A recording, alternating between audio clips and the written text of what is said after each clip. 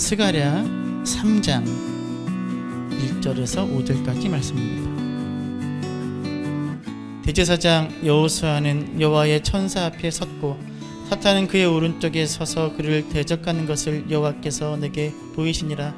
여호와께서 사탄에게 이르시되 사탄아, 여호와께서 너를 책망하노라. 예루살렘을 택한 여호와께서 너를 책망하노라.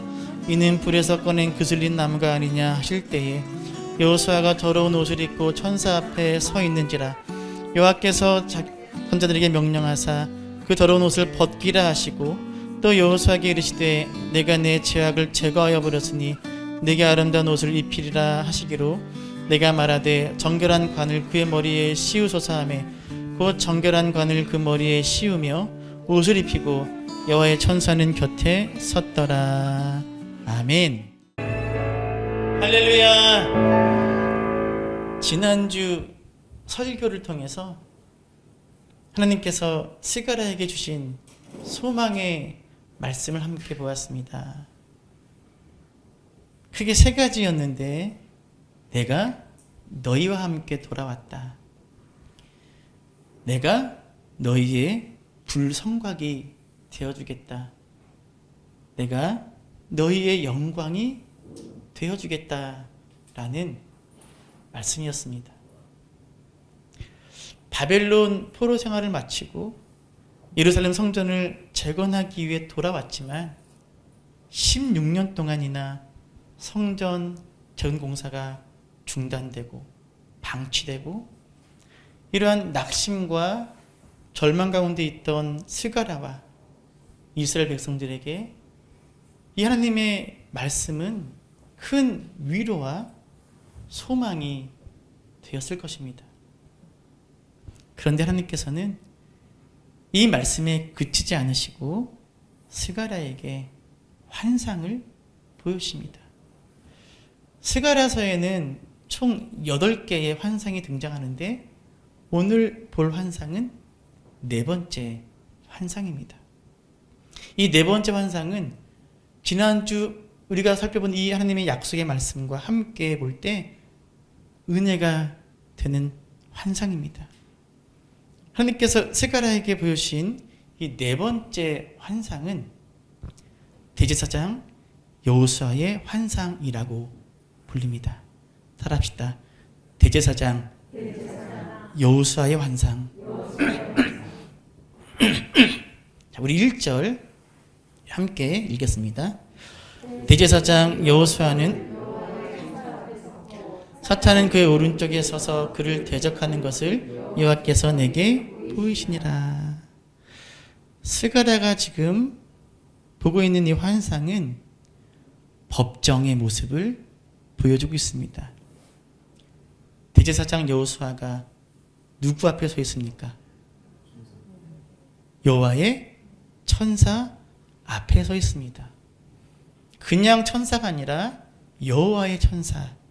이 여호와의 천사는 여호와의 대리자이며 이 여호와의 천사가 이 법정에서 판사의 역할을 하고 있습니다. 그리고 이 판사 앞에 누가 서 있다고요? 대제사장 여호수아가 서 있습니다. 여호수아는 그런 이 법정에서 무엇일까요? 재판관은 천사고요. 방금 얘기했잖아요. 자, 대제사장 여호수아는 누구일까요? 지금 재판관 앞에 서 있습니다. 뭘까요? 피고입니다. 피고. 판사 앞에 지금 피고가 서 있는 거예요. 그리고 피고가 있다는 말은 이 피고를 고발한 사람이 있다는 거죠. 고발자. 1절에서 고발자는 누구입니까? 그렇죠. 사탄입니다. 사탄은 대제사장 여호수아의 오른쪽에 서서 그를 대적하고 있습니다. 사탄이 고발자입니다. 그리고 고발당한 피고는 누구라고요? 대제사장 여호수아입니다. 여기서 여호수아는 여호수아서에 나오는 그 여호수아가 아닙니다. 본문의 이 여호수아는 바벨론 포로 생활 때 바벨론에서 태어나서 제사장 가문의 사람으로 태어나서 성장해서 이스라엘의 대제사장이 된 사람입니다. 그리고 이스라엘 백성들을 이끌고 예루살렘으로 돌아오는 책임을 맡았던 대제사장입니다. 이때 귀환한 이스라엘 백성들을 다스리는 사람은 두 명이었습니다. 한 사람은 정치적, 행정적 책임을 맡았던 사람. 누구일까요? 총독 수르바벨은 정치적이고 행정적 책임을 맡았던 사람입니다. 그리고 또 한 사람, 이스라엘 백성들의 영적인 책임을 맡았던 사람이 바로 누굴까요? 대제사장 여호수아입니다. 이 여호수아와 수르바벨이 주도가 되어서 백성들과 함께 돌아온 겁니다. 사탄이 지금 바로 그 대제사장 여호수아를 고발하고 있습니다. 중요한 것은 여기서 대제사장 여호수아는 여호수아 개인이 아니라 이스라엘 백성들을 상징합니다.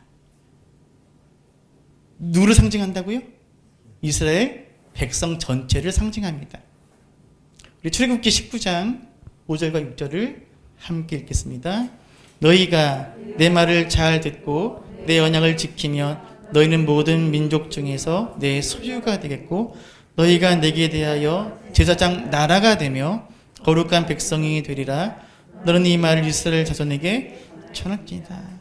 하나님께서 이스라엘 백성들을 무엇으로 삼으셨습니까? 제사장 나라에. 지금 사탄이 고발하고 있는 대상은 대제사장 여호수아 한 사람이 아니라 이스라엘 백성, 특별히 예루살렘으로 돌아온 이스라엘 백성들 전체를 의미합니다. 그렇다면 사탄이 대제사장 여호수아를 고발한 이유가 무엇입니까? 그 제목, 그 이유는 3절에 있습니다. 3절 함께 읽겠습니다. 여호수아가 더러운 옷을 입고 천사 앞에 서 있는지라. 이게 제목이에요. 고발한 이유. 자, 제목이 뭐라고요? 더러운 옷을 입고 있어요. 여러분, 제가 입고 있는 이 양복 깨끗해 보여요? 더러워 보여요? 깨끗해 보이죠? 더럽습니다. 네, 이거 지난 겨울에 입고 드라이를 한 번도 안 해갖고 아마 되게 더러울 거예요. 여러분, 저 고발하실래요? 네? 더러운 옷 입었으면 그냥 뭐 하면 되는 거예요? 빨면 되잖아, 깨끗하게. 뭐 그거 가지고 고발까지 합니까? 라고 생각할 수 있지만 사실 그렇지 않아요. 왜냐하면 지금 이 더러운 옷을 입고 있는 사람이 누구예요? 대제사장이에요. 이것은 상상할 수 없습니다. 여호수아는 대제사장입니다. 그리고 대제사장은 율법에 규정된 구별되고 정결한 옷을 입어야 했는데 그 옷이 무척이나 아름답고 화려했습니다. 간단하게 중요한 것만 말씀드리면 가장 처음 입는 옷은 뭘까요? 가장 맨 먼저 입는 옷. 속옷이죠. 근데 속옷이 겉으로 보여요. 이 하얀 옷이 속옷입니다. 깨끗한. 속옷을 입고 그 다음엔 뭘 입을까요? 겉옷. 파란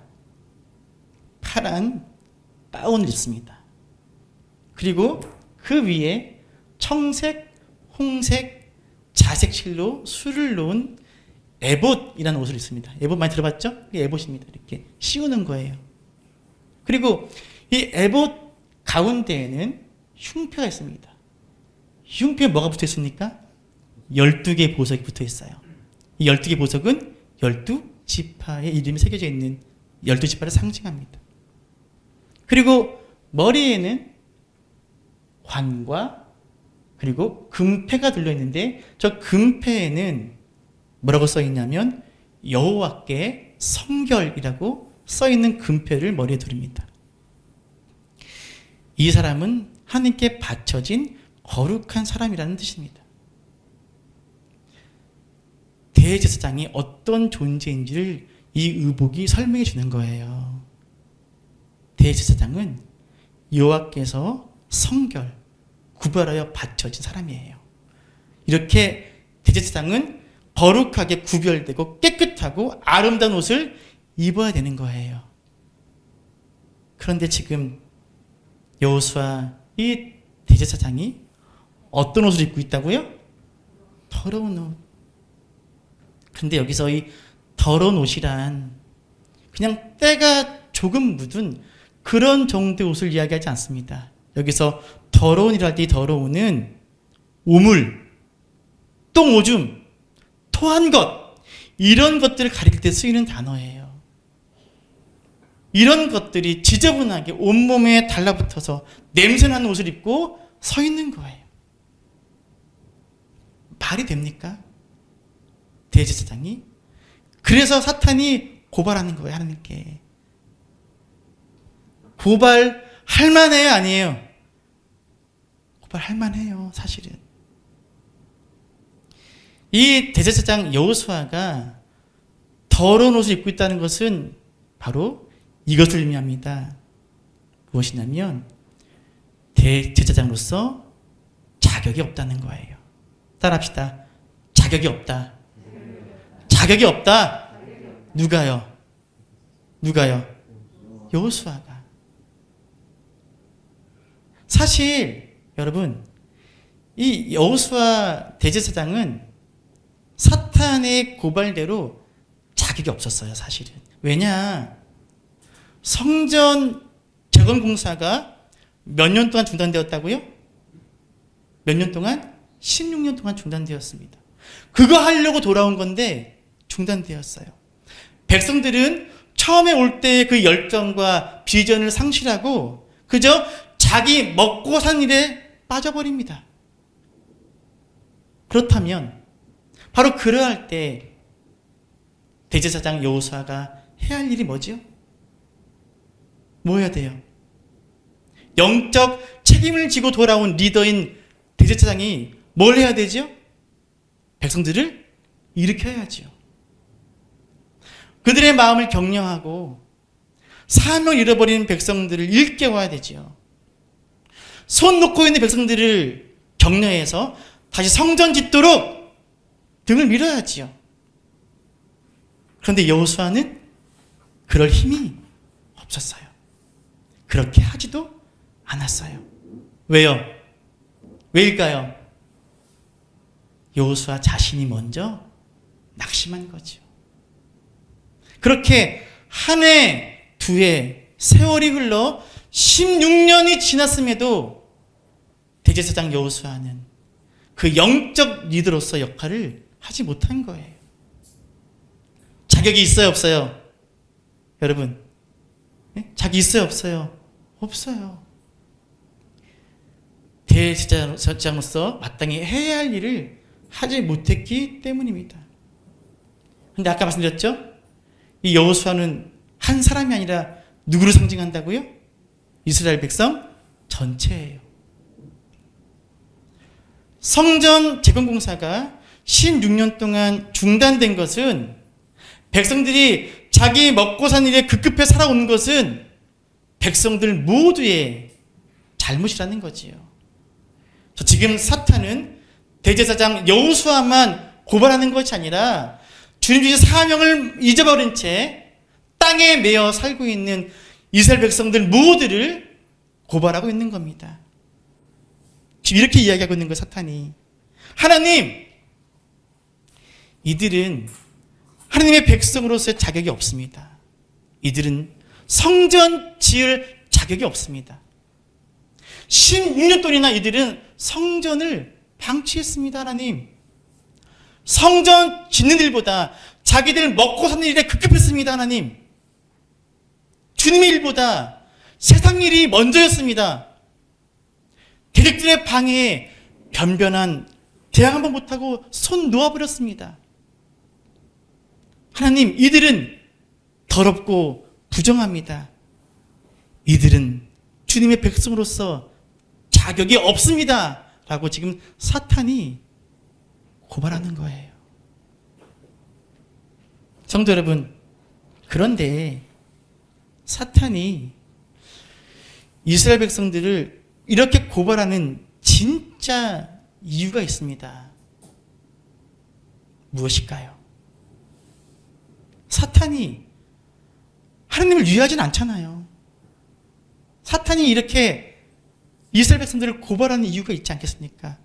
왜 고발할까요? 지난주에 보았던 말씀 무엇이었죠? 어떤 말씀이었어요? 아까 보았듯이 내가 너희와 함께 돌아왔다. 내가 너희를 풍요하게 해주겠다. 성곽이 없게 해주겠다. 내가 너희의 불성곽이 되어주겠다. 내가 너희의 영광이 되어주겠다라는 소망의 말씀 주셨잖아요. 그래서 이 말씀을 들은 이스라엘 백성들이 다시 일어설 힘을 얻지 않았겠습니까? 그래, 주님이 우리와 함께 돌아오셨어. 그러니 우리가 다시 한번 해보자. 주님이 이 성전에 먹줄 치신데 하나님이 이루실 거야. 주님이 불성곽이 되어주신데 주님 믿고 우리 다시 한번 일어서 보자. 주님이 우리의 영광이 되어주신데 그래, 우리 주님의 영광을 위해서 다시 한번 성전을 다시 짓자. 이렇게 백성들이 다시금 일어서려고 했을 거 아닙니까? 사탄이 이 꼴을 못 보는 거예요. 이 꼴을. 사탄은 주님이 주신 말씀을 가지고 그 약속 붙잡고 사명을 회복해서 다시 일어서려는 백성들을 다시 뭐 하려는 거예요?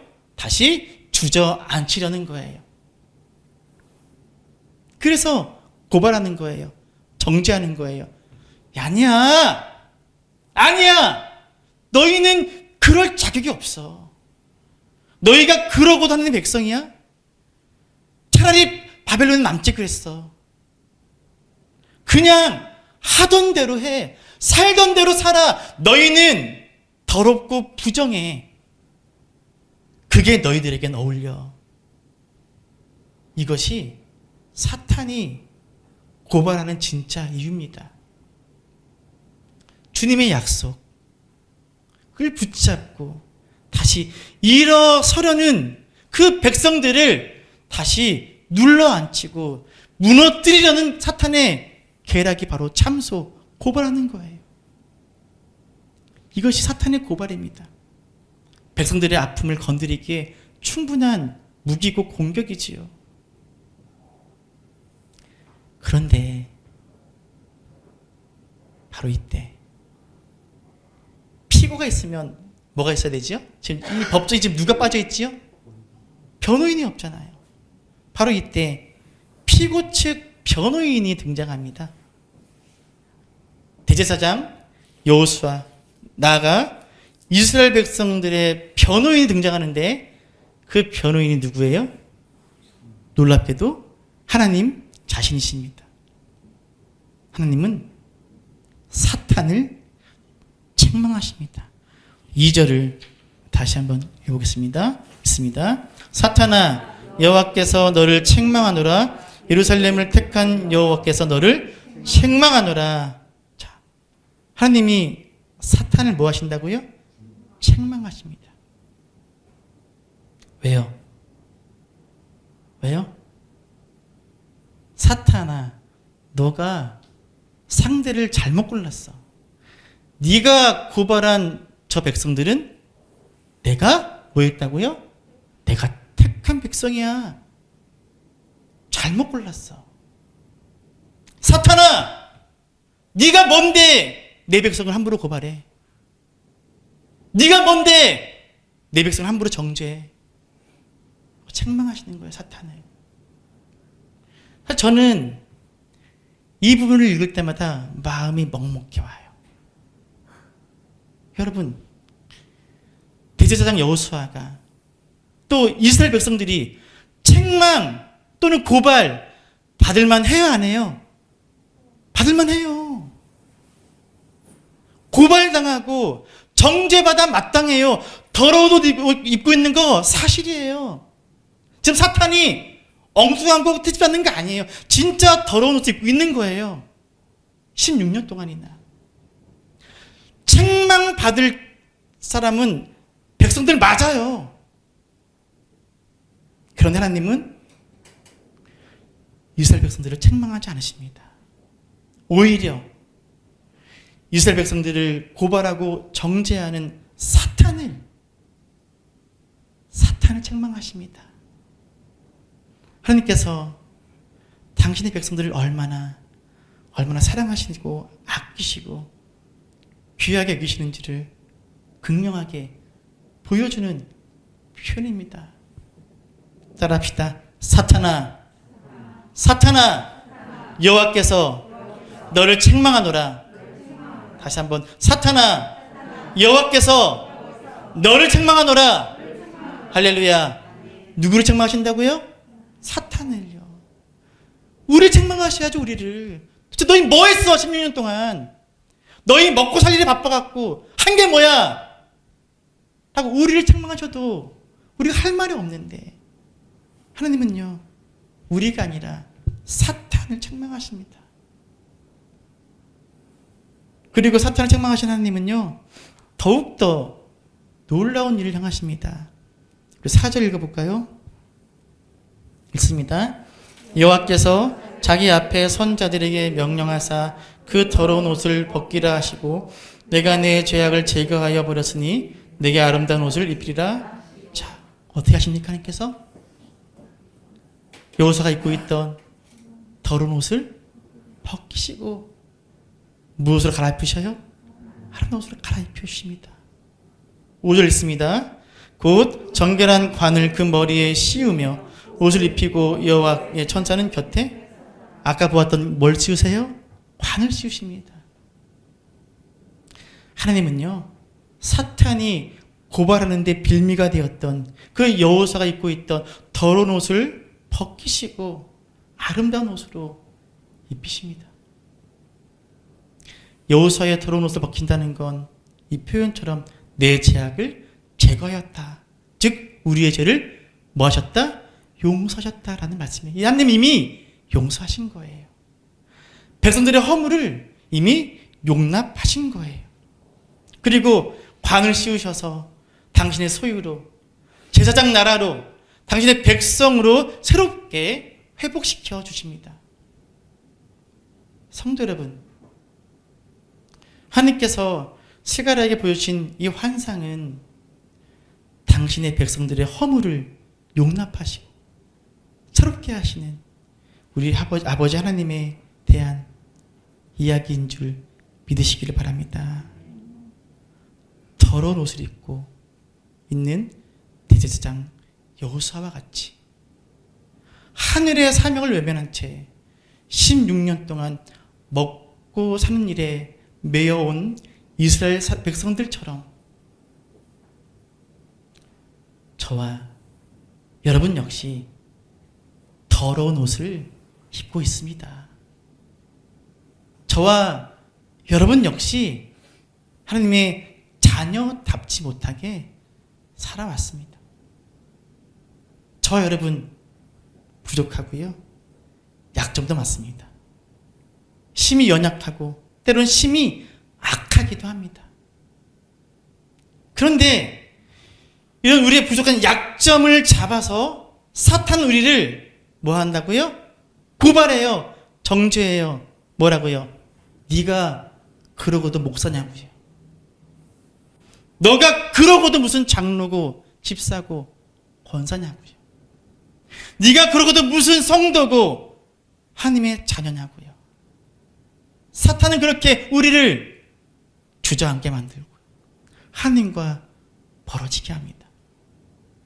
그러나 하나님은 이러한 사탄의 고소를 듣지 않으십니다. 왜냐하면 하나님은 우리를 직접 택하셨으며 당신의 소유로 삼으신 하나님의 자녀들이기 때문에 그렇습니다. 저 여러분은 예수 그리스도의 피로 말미암아 의롭게 된 하나님의 자녀입니다. 이런 우리를 사탄은 결코 정죄할 수 없습니다.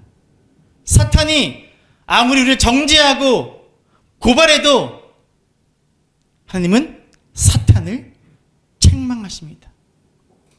나아가 하나님 우리의 옷을 벗기시고 아름다운 옷을 입히시고 관을 씌우십니다. 우리를 용납하십니다. 우리를 품으십니다. 우리를 새롭게 하시는 분이 우리의 아버지 하나님이심을 믿으시기 바랍니다. 할렐루야. 성도 여러분, 세상이 나를 어떻게 보느냐는 중요하지 않습니다. 하나님이 나를 어떻게 보시느냐가 중요합니다. 따라합시다. 나는 하나님의 소유요, 하나님의 자녀다. 할렐루야.